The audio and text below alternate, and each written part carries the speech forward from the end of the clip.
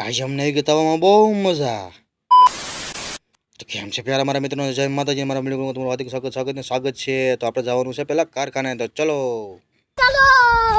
તો મિત્રો કારખાને ભેગા થતા કંઈક મકોડા બાબા યોગા કરતા હતા.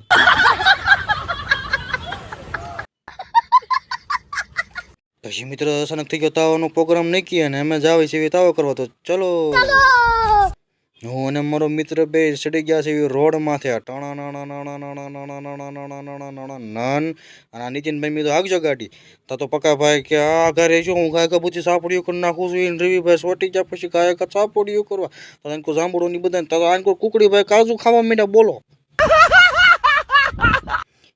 પછી મેં કીધું ઘા પછી હું અને નીતિનભાઈ મીંડા તળવા પછી તો ઘા તાવો તળાઈ ગયો. તા તો આનકોર જોયું. તા તો દેવ ડોલ ભરીને પાણી નાખતા. એટલે મેં કીધું દેવ તમે જોઈજો બધું શાક બગાડતા ને આ ક્યાં બોલે તું. પછી શાક થઈ ગયું કમ્પ્લેટ ને અનુરુચિ છે કે ઉપાધિ ન કરતો તમ તારે મને બધું બનાવતા આવડે છે. તો મેં કીધું તો વાંધો ને અનુરુચિ છે. તો કાનાભાઈ કે ઘા કરો ને એટલે મને બહુ ભૂખ લાગી છે. બોલો આનું શું કરું. પછી મિત્રો શાક થઈ ગયું કમ્પ્લીટ ને જો કાજુ ગાંઠિયા શાક છે. આવશે બહુ મજા આવો જમવાની.